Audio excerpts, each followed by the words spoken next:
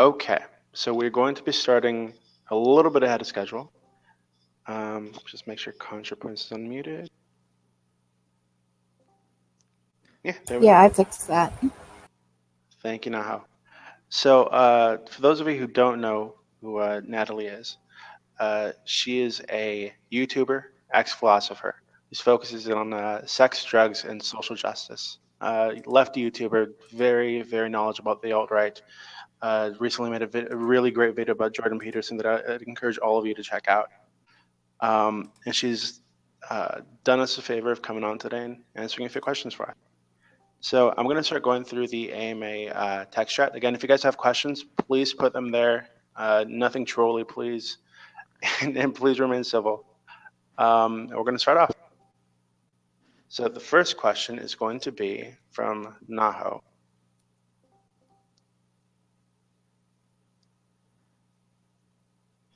And that question is, should lefties do more outreach? What do you think is the best approach to take when reaching out to people who either don't understand or who are actively hostile toward your ideas? So first of all, thanks for having me here to the AMA. Nice to talk to you guys. Do I think lefties should do more outreach? And I mean, in a sense, I definitely do.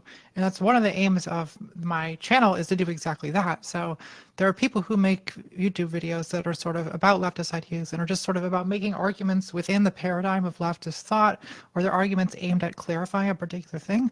But my videos really are aimed at like YouTube, the audience, in a larger sense. So it is sort of an aspiration anyway that I have to make stuff that's interesting or sort of compelling or persuasive to people who aren't necessarily sharing the whole of my worldview to begin with. I mean, as far as how to do that, well, I think it's largely a matter of making content where you imagine what other people think in the first place, and where you understand that people are not necessarily coming to these topics with a lot of, prior knowledge about what you're talking about. So it's not enough in a lot of cases to, just talk about, to just disparage a viewpoint, for instance, as like racist or bigoted, unless you explain like what exactly you're saying by that. So I think that, I'm not saying we shouldn't use the words transphobic or we shouldn't use the words racist or anything like that. Like, obviously we need these words, but I think that instead of just taking that, just saying those things, like there has to be kind of showing in addition to telling. So it's just kind of like basic advice about rhetoric, right? Show, don't tell. Adopt a sort of like sympathetic or agreeable persona. And I think that this is oftentimes very difficult to do in a debate context, but on YouTube you can adopt whatever kind of persona you want, because there's a level of artifice to it. So that is what works for me. Okay, thank you. Next question we've got is from Military Police Hitch. And Hitch actually wants to ask this question in voice chat, so I'm going to go ahead and unmute you, Hitch.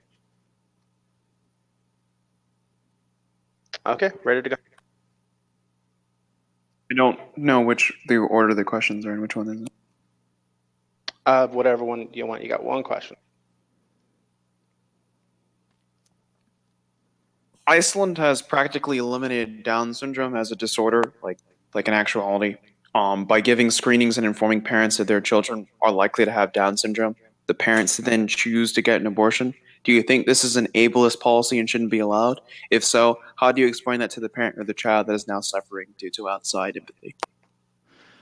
This is not a topic that, to be honest, I've really thought very deeply about. I'm not really a person who has engaged deeply with the conversation about ability and disability and about that kind of activism. So I don't know. I think that's a really, really complicated philosophical question. And I think that on the one hand, I'm very sympathetic to, people who have family members with Down syndrome, who they have relationships with and who they love. And the idea of that kind of like almost, extermination of a type of person seems kind of horrible. On the other hand, I certainly sympathize with parents who don't want their child to have Down syndrome if they can prevent it. So I know there's not much of an answer, but kind of arm shrug. I don't know if that's that's a tough one, and it's not quite for me to weigh in on. I think, especially since I don't have any personal connection to Down syndrome. Okay, that's fair. The next question we've got is from Random Commie Guy. Question is, do you believe capitalism will collapse under its inherent contradictions? And if yes, why and when? If not, do you think the reform of capitalism is a necessity and that it will actually help humanity? I think that I don't expect capitalism to collapse within the next decade or anything of that kind.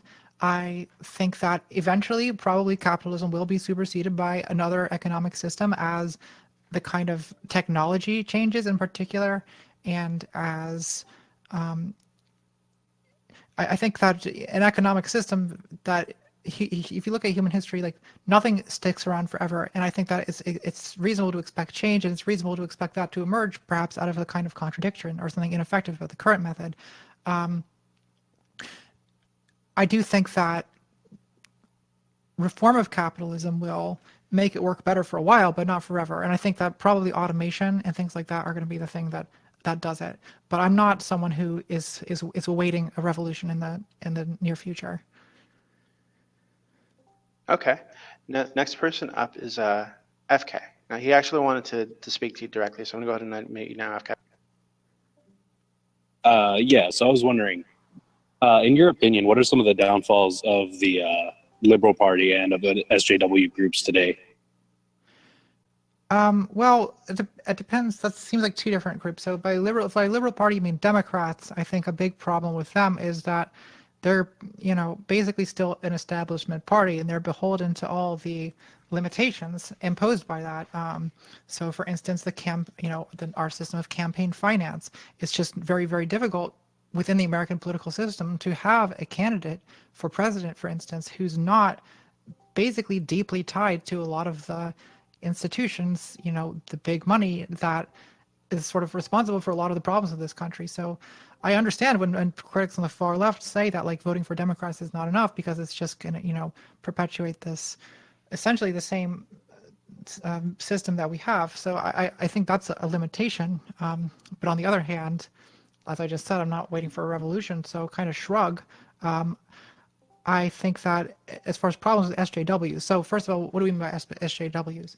If by SJWs you mean like campus activists, feminist activists, trans activists, Black Lives Matter activists, I think that on college campuses, there's a problem that has always existed since the 60s at the very least, where student activists are kind of a little bit more zealous than they are articulate, and a lot of times campus demonstrations are sort of aimed at not quite the right target, or they're aimed with a zeal that surpasses the appropriate amount for a particular target. So I think that on the one hand, yeah, it would be good for student campus protest groups and things to be a little bit more organized and have a little bit more kind of measured thought about what they choose specifically to engage with. For instance, I think sometimes the deplatforming thing can be taken way too far. Like I personally don't think Richard Spencer has any place speaking on a university campus, but in the past, Condoleezza Rice has been deplatformed, which I think it's the wrong method for dealing with that situation. Don't deplatform Condoleezza Rice. Show up to Condoleezza Rice's talk and ask really uncomfortable questions. That's the right way to deal with that situation. Now, I also think that much too much commentary is devoted to complaining about these activists, who, yeah, of course, they're juvenile. They're 20 years old. And I don't think that they represent this horrible threat to freedom as they're often made out to in, Dave Rubin's world, for instance. Mm-hmm. Okay. Yeah, no, to clarify, I'm actually liberal. I meant more like SJW, like the type where you'll see that they, because you asked what type, they'll see that they kind of end up shutting down any discussion just for their, just to get their view across. Yeah, I think that this is often bad technique. I mean, like I said, there's some discussions that are more useful to have than others, and I'm fresh in my memory is this thing that happened in the UK last night with Caitlyn Jenner and Murrow Bergdorf debating Germaine Greer, and like the whole thing degenerated into radical feminists screaming penis at Caitlyn Jenner, and like, you know, there's a reason why some conversations probably should not happen on certain platforms. That said, like, trying to shut down a conversation is sometimes not a good way of dealing with it, and I think that's especially true when the people in question are not, like, you know, fascist extremists or anything.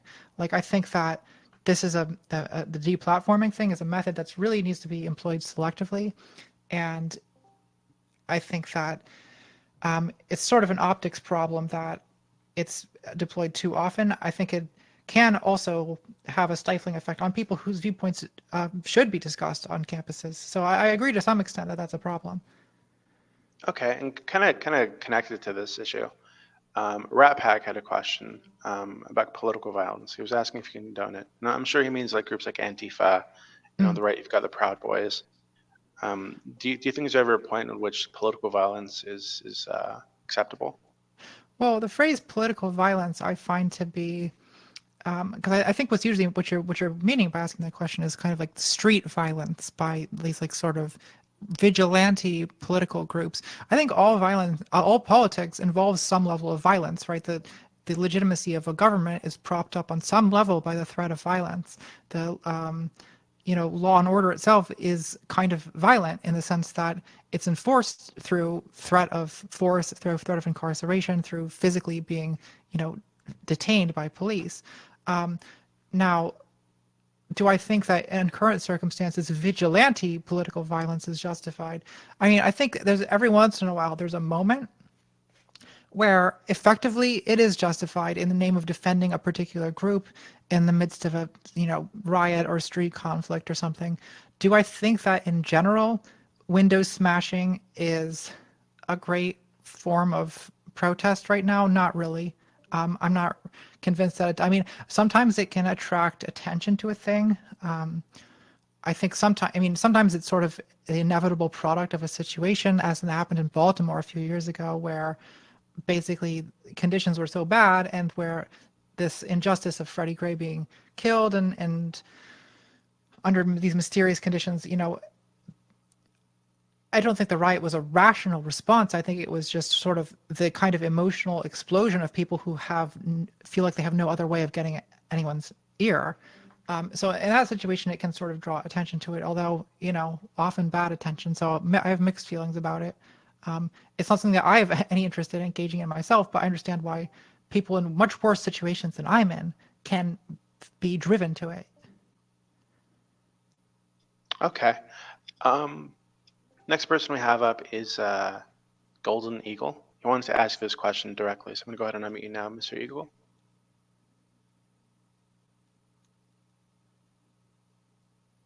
Okay, ready to go.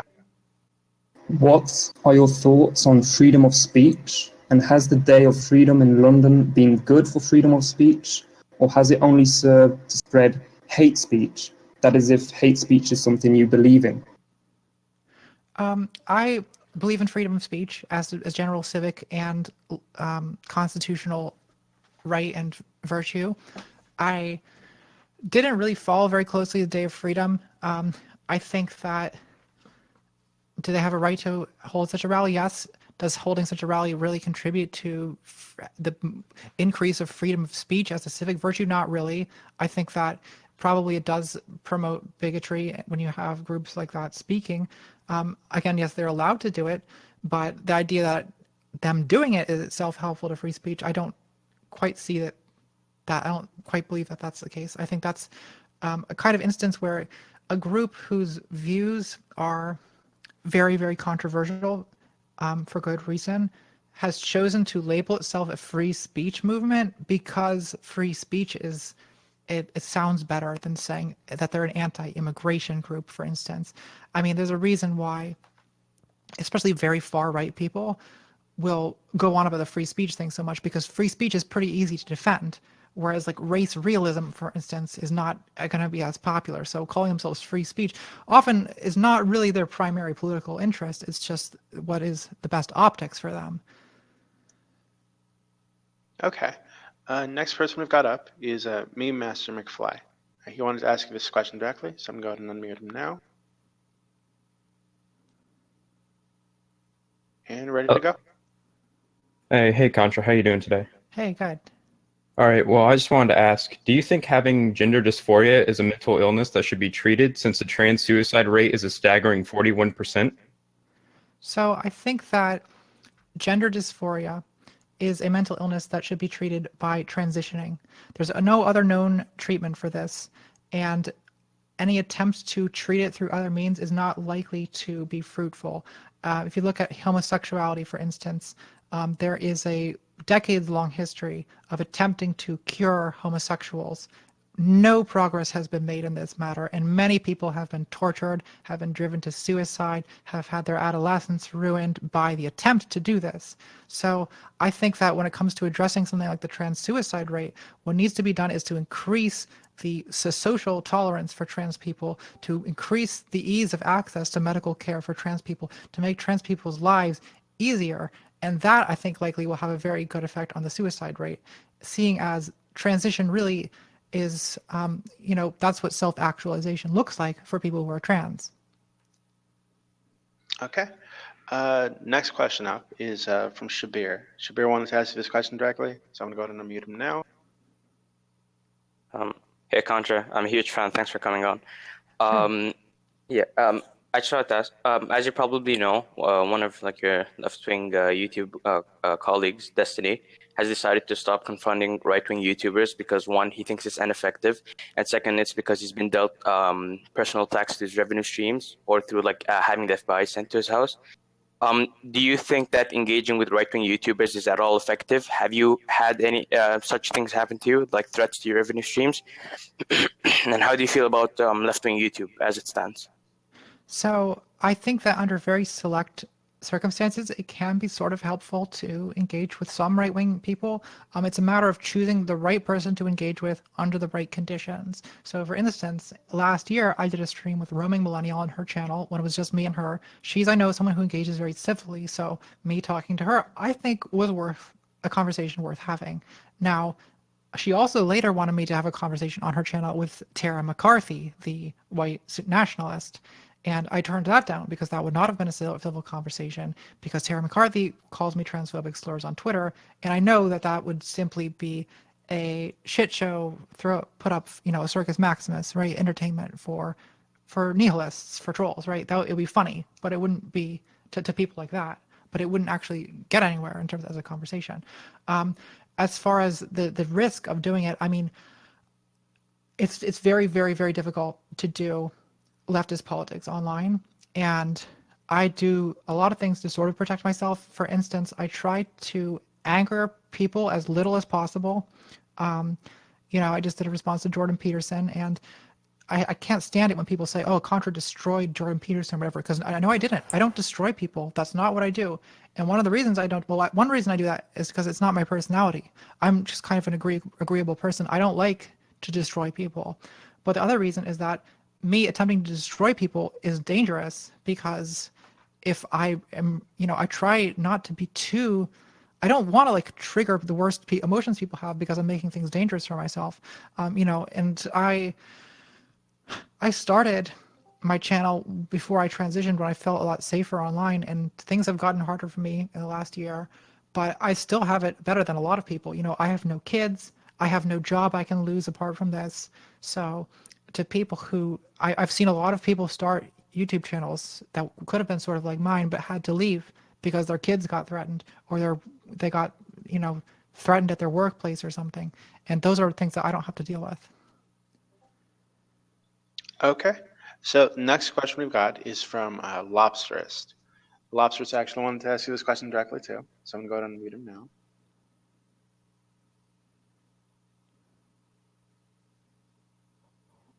One second, let me find my question.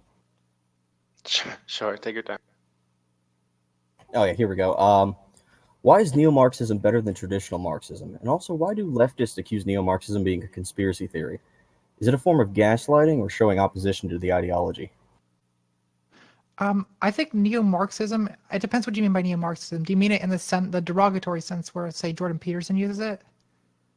As the ideology of Horkheimer, Adorno, and those writers. Well, I think that's just, I don't know if I would even call that neo-Marxism. I would call that critical theory, or I'd call it just Western Marxism. I don't think that it is that different from Marxism, except on the emphasis on analysis of culture and less of an emphasis on like imminent revolution.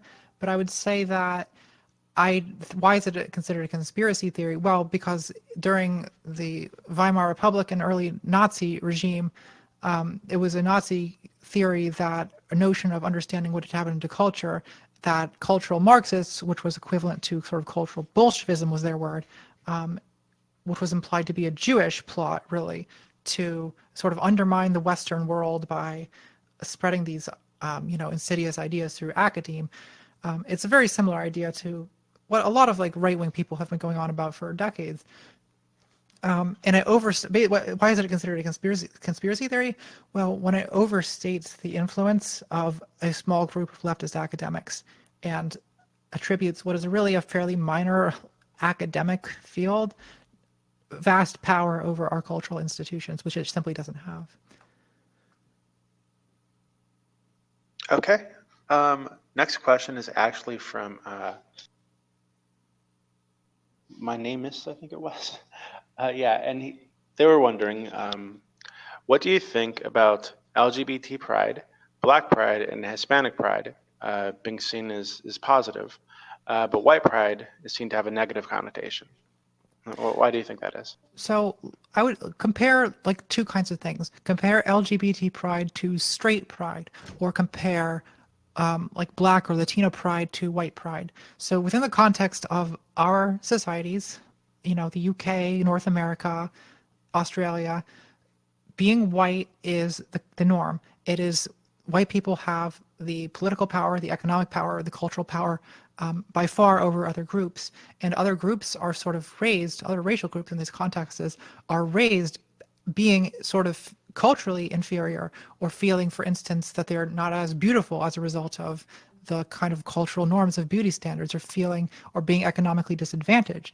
And so in that kind of circumstance, taking pride in this attribute that's very disparaged, and because of which they may have various disadvantages, it has a very different meaning than of the predominant group taking pride in their predominant attribute. So the same thing applies to gay and straight pride. Being straight is the given situation. Being straight is easy in a sense. It's what's expected. It's the default. It doesn't make your life more difficult in any way. Whereas being gay, or being trans, for instance, is a significant impediment to life. It requires a significant divergence from the kind of life script for you, and as a result of which, it makes your life much more difficult. It causes you to face much more hardship. So taking pride in that source of hardship has a different meaning than taking pride in this thing that you sort of don't have to fight for, that doesn't really impede your life. Okay, that was a great answer. Thank you. Next question is from Actual Communist Boy. I'm going to go ahead and unmute him now because he wants to ask this directly. Hey, ContraPoints. Thanks for doing an AMA. Sure. So data from this Constant Center shows that students today are not less likely to support free speech, and that liberal professors are more likely to be fired for political speech than conservative professors. How can we shift the conversation away from anecdotal discussions of deplatforming and free speech issues to a more systemic and culture-wide discussion of free speech?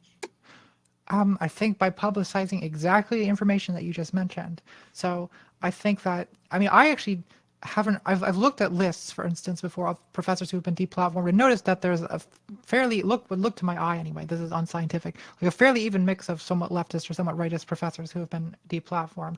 I think it's an important thing to bring up, and I think that that what you just said, I should start using that as a talking point myself, because I think it's a very good way of challenging the framing of the discussion by centrists or rightists who have kind of made free speech into the main issue of their right-wing argument. I think that that should be a challenge from the left. Absolutely. Thanks. Okay, so the next question is actually from Racinimus. And that question is, well, actually, I'm gonna skip over that one really quickly because I think this one's more closely related to the one you just asked. And it's from Crimea. So Crimea was wondering, do you believe leftists must work to deconstruct the current system in order to begin constructing the ideal socialist state? In a sense, yes. I think that, in a sense, yes and no. I don't think that I don't think it's likely that our society will collapse entirely. I don't think attempting to collapse it entirely and then rebuilding from the ground up is the way to go. I think likely what will happen is some kind of crisis point will necessitate radical adaptations or radical changes to the current system. For instance, automation, if it becomes widespread enough, could, bring about a crisis of unemployment so severe that there's just a demand for something like universal income or some kind of income distribution that's not based on employment, because the wealth would exist under those conditions, right? Because the work is still being done by machines, but instead of aggregating that wealth with the capitalists who own the machines, it's going to have to be distributed among people. Otherwise, they're going to revolt. So that's this kind of situation. I think that's likely to produce these kinds of radical changes. That said, are there aspects of our society that can be sort of deconstructed within? Yes, I definitely think so, and I especially think that's true with the kind of non-economic things, like the things along racial lines or things along gender lines. I think these kinds of things can be worked on even before major economic reform happens, although I think that's a necessary part of the picture too. What does that look like? Well, I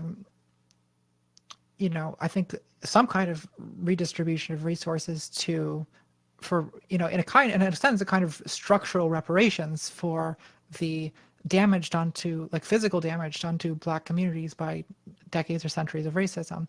I think that kind of thing is not necessarily destructive, but it's more constructive. But it I think it was something that would help our society. Okay. Speaking of our society, Racinimus, back to him. He was wondering, why do you think the left has sold out to capitalists by espousing sexual liberation, which is something that Racinimus believes capitalists obviously espouse for the sake of control of the society? I don't believe that sexual liberation is something that is linked to capitalist control of society. Okay, that was simple enough. So moving on. Mr. Alert Lord was running. What's your opinion on Islam? That's kind of a vague question. What is my opinion of it as a religion? I'm not particularly a fan of any religion, to be honest, and least of all of the Abrahamic religions. That said, I believe in the ideal of freedom of religion, and I think that Islam has as much of a right to exist in our society as any other religious group, provided that the kind of norms of civic liberalism prevail. I think that once a religious group starts challenging those, when it starts becoming politically, then I think that we have a right to object. But I think that Islam has a right to exist within our societies. Yes. Okay. Next question is from Jules. Jules was wondering, are intersectionality and identity politics dangerous to politics? I don't think they're dangerous, no. I think that they can't be the whole of politics, but I think that they're not, instead of, what we mean by identity politics is the advocacy of certain disadvantaged groups and their interests. I think that's a necessary part of politics. Okay. Let's see. So Bad Stats, I was wondering, what reading would you recommend to someone interested in learning about Wittgenstein?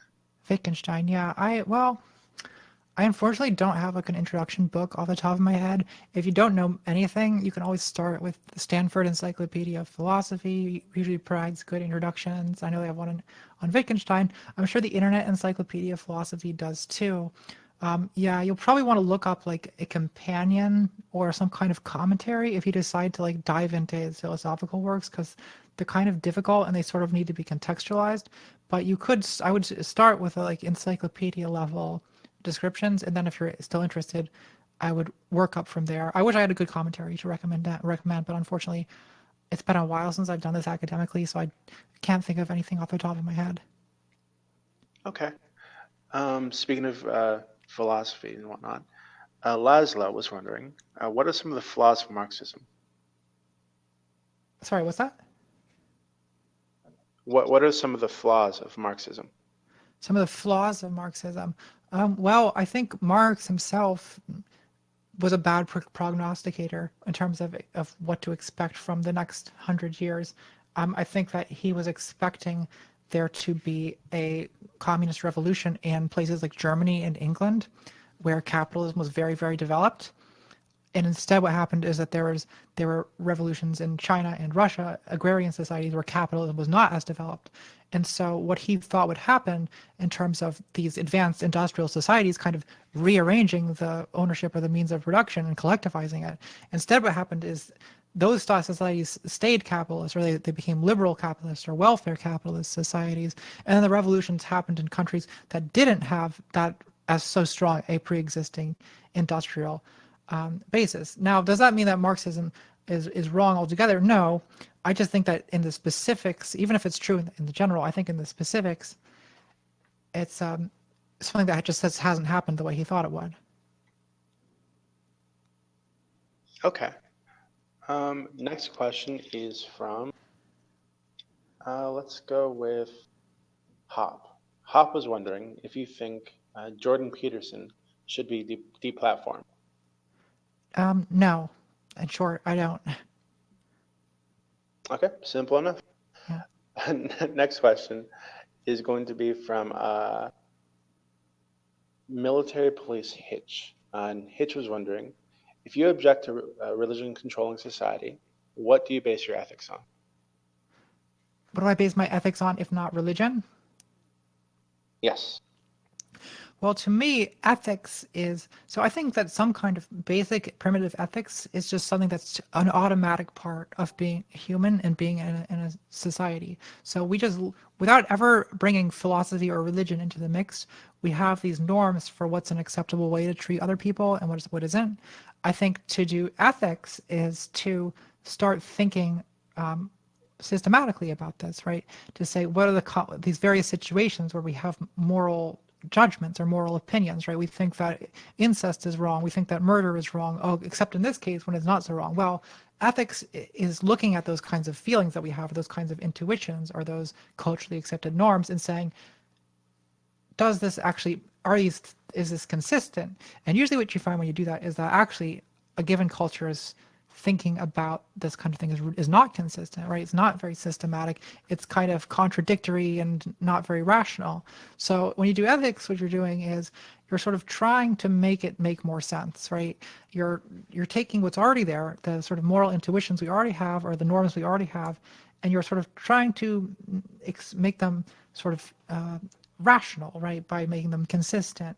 And you are, when you're doing like sort of practical ethics, what you're doing is you're communicating your opinions about morality to other people in a way that sort of makes sense to them. Besides just saying, I don't like this, you say, you know, I think that this is wrong because, and you try to sort of show them the way you see things.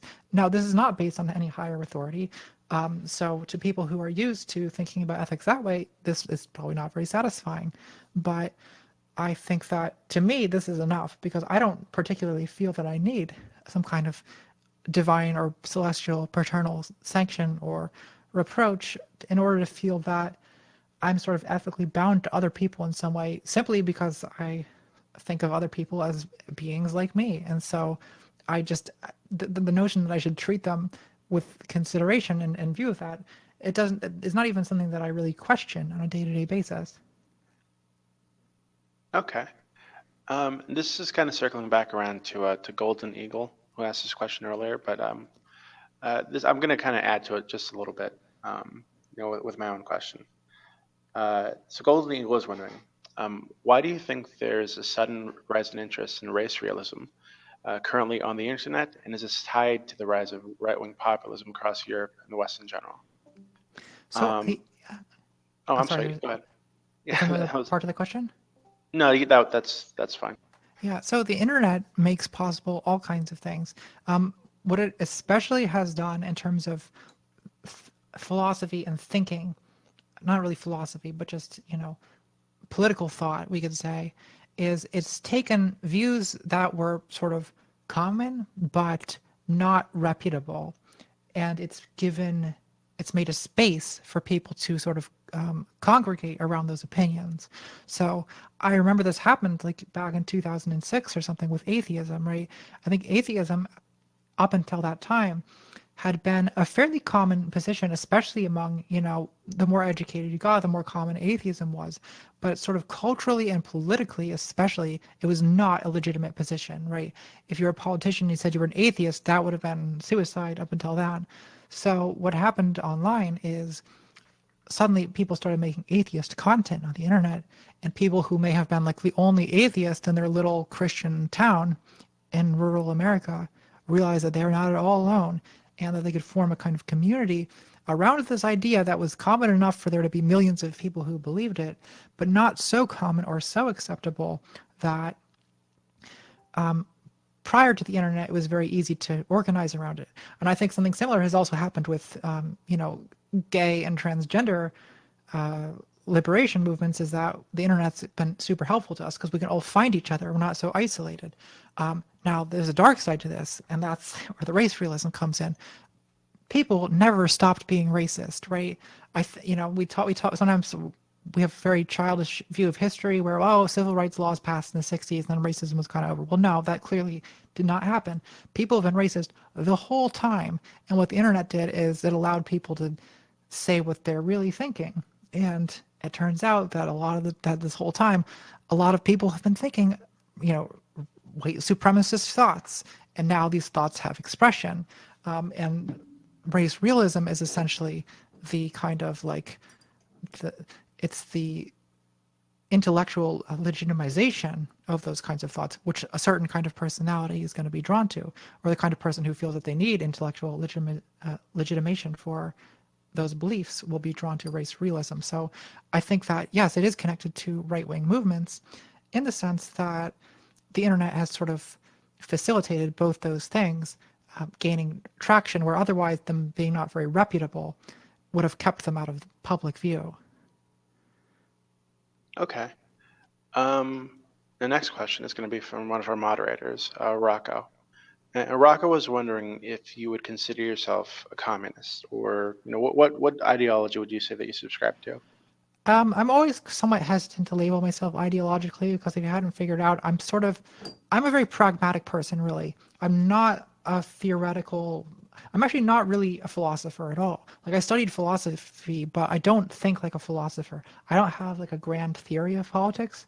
I look at things in a pragmatic way. So I look at our society, I see what the problems are, and I don't necessarily think that I know what a perfect society would be like. I don't know if there is such a possibility as a communist utopia, and I can't say what that would look like.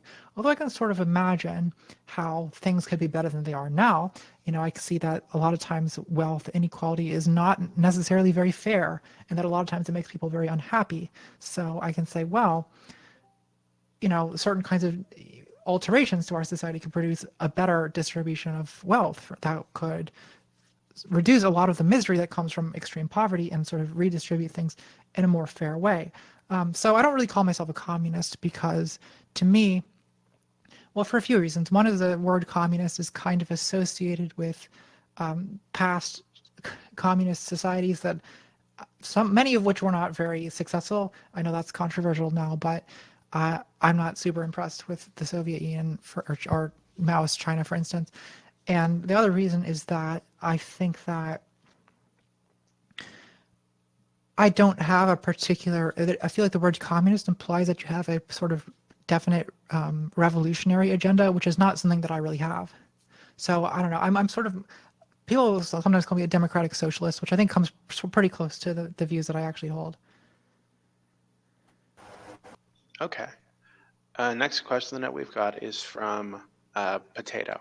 Potato is wondering, what do you expect from this current U.S. administration? What do I expect from it? Yes. More of what we've gotten, essentially. I think that it's going to be sort of more ineptitude. I don't expect a wall, for instance. I don't expect. I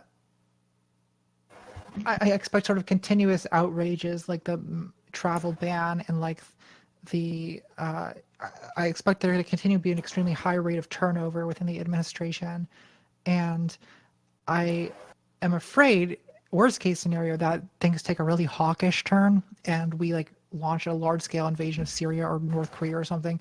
That's the worst case scenario, but I'm guessing that doesn't happen. Okay. Master McFly actually had another question for you. So I'm going to go ahead and unmute him now. 1 second. Okay. All right. Hello again. Do you support a trans lifestyle despite its adversity to human reproduction? I don't think being trans is a lifestyle.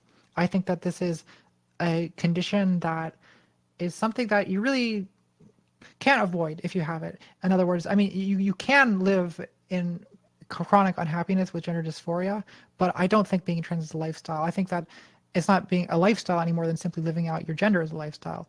As for it being antithetical to reproduction, it is not necessarily. Many trans people remain fertile, and it's possible prior to taking hormones, for instance, or prior to having surgery that could render you sterile to save reproductive material because that technology exists. So there's not any necessary connection between being trans and being infertile.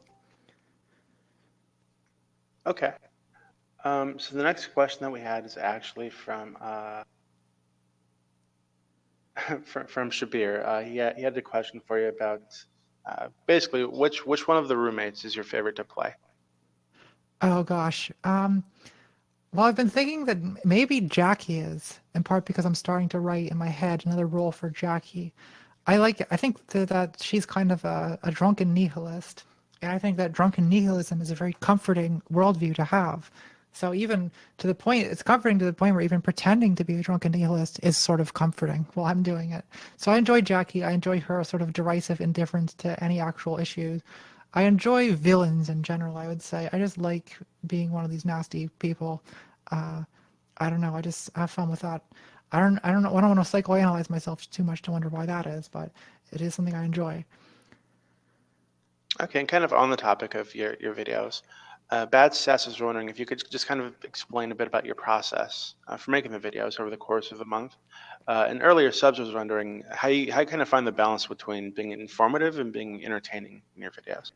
So my process is based on, I mean, usually if things go really well, it starts with basically kind of inspiration. Like I'll be thinking about something or in the shower or reading an article, and just this idea for a moment in the video will hit me, and I think, I really want to do a video that involves this event happening. And then I'll often kind of build the whole video off of this one image or one moment of inspiration. So when I sort of know what the topic is, especially if it's not a dialogue, but one of the more informational ones, I do a lot of research. So usually the first week of work on a video I do is reading, research, and then I do script writing once I've done that. And usually I'm in a big hurry ordering props and things online while I'm writing the script. And then I record, and that takes a long time too because I don't really have help. So I am setting up for sets, doing costumes, doing my own makeup, often filming in the middle of the night. And then the last however many days of a month are usually just this crazy binge of 15 hours a day of editing. As far as striking a balance between entertainment and information, I suppose I usually know what I want to say in a video. So that part is, it's just like writing any other essay, but as I'm writing, the comedy comes in the specifics. So I sort of try as I'm writing to, every sentence I write, I'm sort of thinking like, how can this veer in a comedic direction? Or does, I sort of like just sort of riff to myself. I try out jokes as I'm writing, and if something makes me laugh, I put it in. It's hard to be funny when you're on your own because a stand-up comedian, for instance, has a lot of opportunity to test out a joke on audiences, right? They don't just do a routine once, they do it 100 times on tour. I don't get that chance. So basically, the only way I have to see if my jokes are funny is just to go by what I myself think is funny and then hope that other people agree. So usually, if I look at the page or I read back what I've written and it just makes me laugh involuntarily, that's usually a good sign. And that's kind of what I use as the measuring stick for determining if a script is entertaining or not. Have you ever made a video that you regretted afterwards?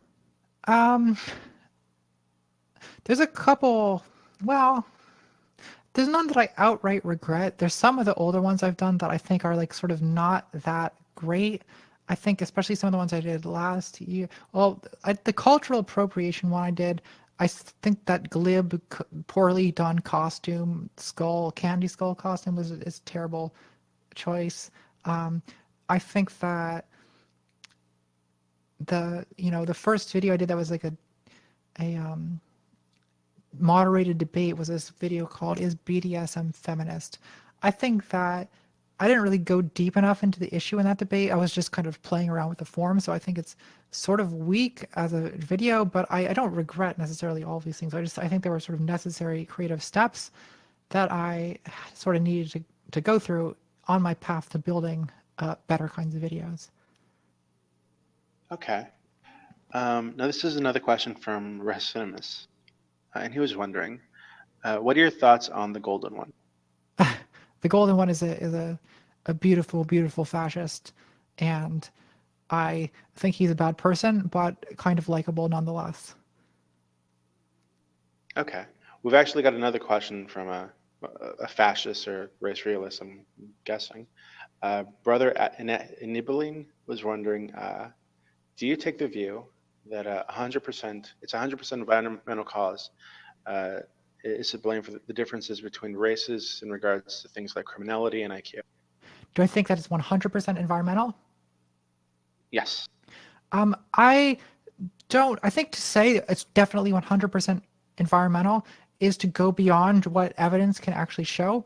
I think it's largely environmental, and I think that any genetic difference that there is not significant enough to inform our politics or our social policy in any way. So I view that as not a particularly interesting question to me, since really what we want to know when we're talking, like most of these race realist debates, it's not just abstract scientific interest when we're having these conversations, right? It's how should we organize our society?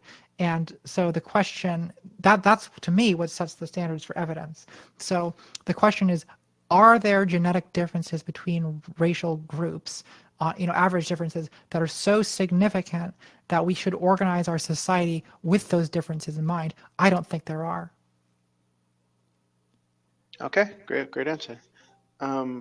Next question is from Bertrand and Russell, or Bertrand Russell actually. They're wondering, how can we better communicate how intersectionality is a unifying force rather than a divisive force? Yeah, that's a good question. Well, I think it helps to mention that, one thing that intersectionality does is it takes into consideration that these kinds of identity politics groups, right, gender, race, sexuality, these are not homogenous groups. These are groups that contain a lot of within group variation in terms of how disadvantaged or how privileged people are. So when explaining this concept, is important, I think, to convey to people that just because you're a member of some privileged groups doesn't mean that your life is inherently good or that you don't have it rough, because lots of people have it rough for lots of different reasons. And part of what intersectionality does is acknowledge that difference, right? That not all women, for instance, are equally oppressed. Not all women are equally, not all white people are equally privileged, right? So I think that some of the misconceptions people have about these social justice movements could be cleared up by a good explanation of intersectionality. People think, well, so are you saying that the richest black man is less privileged than me because I'm white and poor? Well, no, we're not necessarily saying that. We're saying that a person's blackness presents certain kinds of challenges or certain kinds of troubles that those people as a group have to deal with that white people don't have to deal with. Are there other problems white people have to deal with for other reasons? Yes. For instance, it sounds, in that counterexample, there's the issue of economic class, where being poor has a lot of disadvantages. And if you're black and rich, if we want to assign like net privilege scores, yeah, there's some black people who are more privileged than some white people, of course. That's not the point of the identity politics, right? Is to say that these groups are completely on different levels. It's to sort of point out these general trends, and I think that that's actually an important thing to make clear. Okay, thank you. Now this next question may come as a surprise to you, but a user named American Exceptionalist was wondering what your general opinion on American exceptionalism is. I don't think it's a helpful position. I think that American exceptionalism is based on an unjustifiable sense of national chauvinism that's not helpful to other countries, certainly, because it causes us to behave in somewhat psychopathic ways sometimes. But I think it's not helpful to Americans either, because it's not good to have an overly optimistic sense of your own power and worth, because it's good to be realistic about things and to know that you're not different than other people, or you're not different than other countries in a lot of ways, and you could be susceptible to the same problems. Okay. Next question is from Anon and Acolyte. They're wondering, how do you feel about the growing rates of people who identify as trans, especially children and teenagers? I think that this is likely a product of a couple things.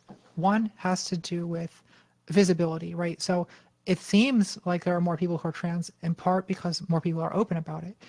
When it comes to collecting statistics, a lot of times this is going to be based on, in people being admitted to medical treatment. The visibility makes more people feel like that's something that they can pursue. And in particular with children, they're not usually going to go to a gender clinic, almost never, right? Unless their parents take them or are willing to take them. So I think increasing awareness among parents about what being transgender is means that if they have trans kids or gender nonconformist kids, they're willing to seek out medical advice on whether, transition is an option that's right for their kid. So I think the growing rate probably is not the product of suddenly more people being trans, as much as it is more trans people are getting treatment and more trans people are visible. Okay, thank you. Golden Eagle was wondering if nationalism can be a power for good. So I think there's certain situations, right, where nationalism can have some utility, particularly when one country has been sort of really thoroughly colonized by another country. So I think that suppose, I don't know, Mexico were to colonize the United States and replace our language and replace our government and replace our religion with uniquely Mexican forms of all of the above. In that circumstance, it's like a kind of American nationalism that was like, no, we should reclaim self-determination. This would be akin to a lot of like African nationalist movements or a lot of, other anti-colonial nationalist movements all over the world.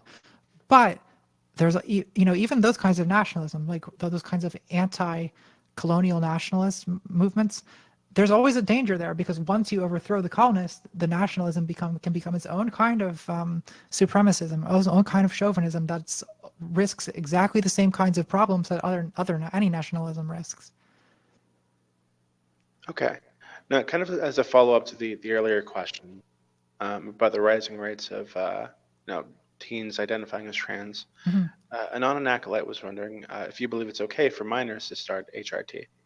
So what usually happens with trans kids or trans teenagers is around 12 or 13, usually about 10 or developmental stage 2.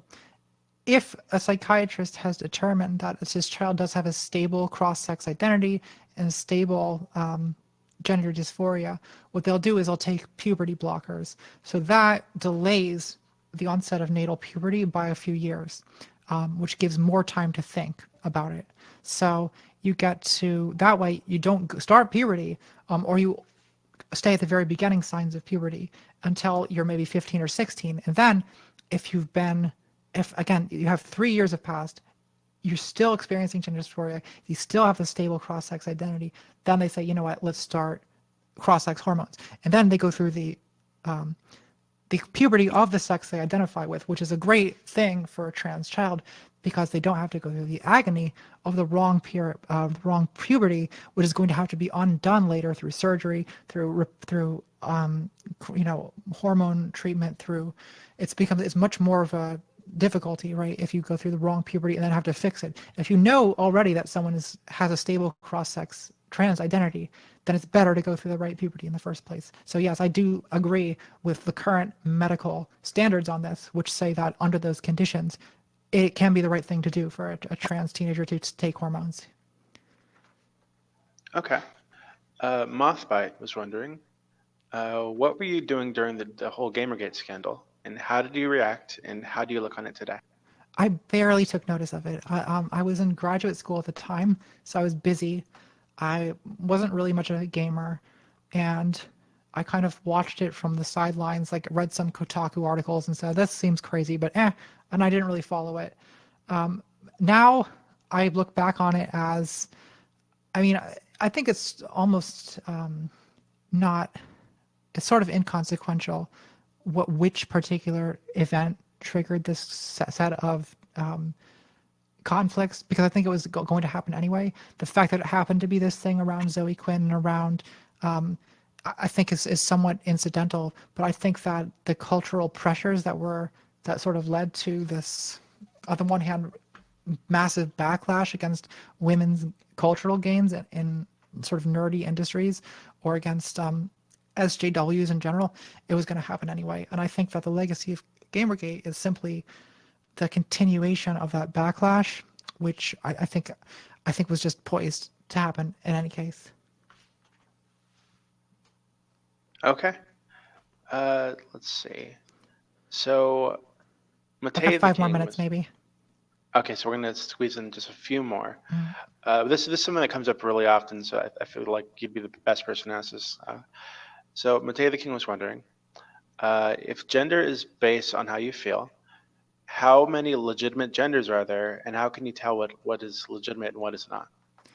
So I think that to ask how many genders are there is not exactly the right question, because first of all, I should say I'm a binary trans woman, so I am just a woman. It's not anything that I think at this point defies a fairly binary view of gender. So the question really has to do with people who identify as non-binary. So some people identify as neither gender, right? Or they sort of want to construct a new category for themselves to exist in that is outside of the binary categorization that most of us are at least sort of comfortable with. So I think that this is a matter of not necessarily creating new genders, quote unquote, but of simply creating sort of social space for people to sort of identify with a non-binary position. So, when you look at some of the Tumblr type discourse on non-binary genders, sometimes you get people who are identifying as a sort of wide selection of things, which I assume is what you're referencing, right? Cloud gender, agender, bi-gender, this kind of thing. These, to me, seem like just ways of trying to put a particular label on a given person's sense of not belonging in this gender binary. I don't necessarily think that the best way to understand that is as we've created new genders, because part of what gender is, right, is not just psychological, it's social. So for me, part of what transition is a kind of negotiation or a pleading with the world to let me be a woman, because my identifying as a woman is not the beginning and end of my being a woman. To sort of fully become a woman and to live my life as a woman, that requires a kind of social component. It requires not just me, it requires the people around me to do something too. So how do I do that? Well, part of it involves changing my appearance in a lot of ways, so that people are more naturally inclined to treat me like a woman. Part of it involves, just taking a different name and doing this kind of thing. I think that any way anyone feels about their particular gender is legitimate. And then the question to ask is not is this a new gender we've discovered? That doesn't make sense as a question. What makes sense to ask is like, for these people who don't, because of their psychology, don't fit in well to either gender role, like what's the best way that we can sort of make life accepting and easier for them? Okay, so I know you've got to go really soon. I was just hoping I could squeeze in one more question for Sure. myself. Because about a month ago, we had a fascist YouTuber on here, right? Mhm. And something that really struck me was that was how many people seemed open to the ideology, right? I mean, we had pushback from the left and the right, Yeah. but there was a pretty sizable group of people that seemed very open to the ideas. And this seems to be something that's become more common recently, or maybe I'm just noticing it more. And I was wondering, have you noticed that too? And why do you think it is that this growing, like center, this third position thing, seems to be kind of blowing up on the right? And what can we do to combat that? Well, I think that fascism is something that it is always going to sort of keep coming back in a sense, because I think it appeals to a lot of like very basic human emotions. It appeals to a sense of in-group supremacy, a sense of defensiveness, a sense of purity about one's own social group and one's surroundings and one's norms. So these kinds of hyper arch conservative tendencies are just sort of part of human, the potential human range of emotions. And there are things that under certain circumstances are just going to be very attractive to people. Now it can also lead to horrible places, which is of course historically what's happened. If, fascist takeover, that this drive to ethnic purity leads to mass murder. So as far as how to prevent it, I mean, one way is simply to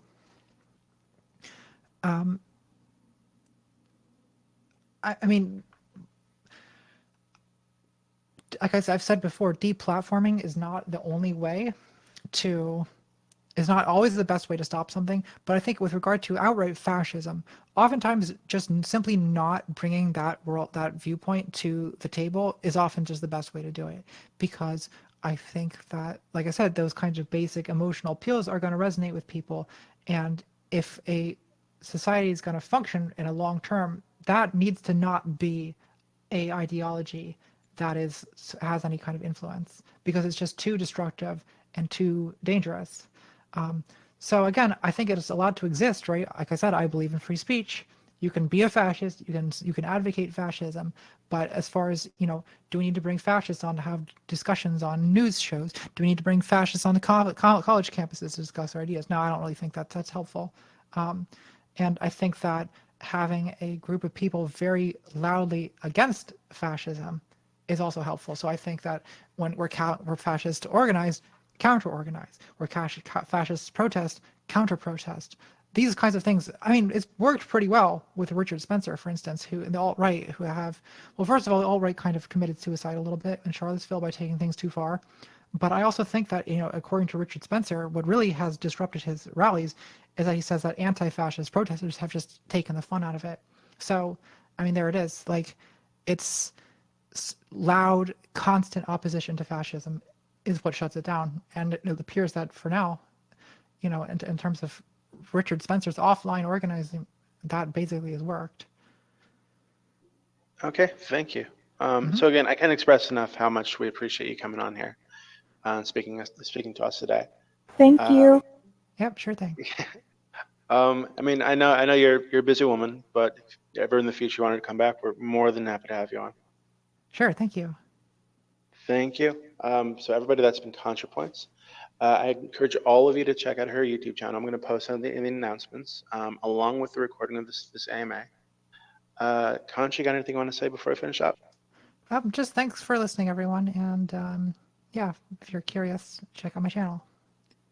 Okay, thank you so much. Okay, everybody, I'm going to start moving you down to the open politics religion chat. We're going to carry on from there. We're going to talk about that. All right, bye. Goodbye. Thank you.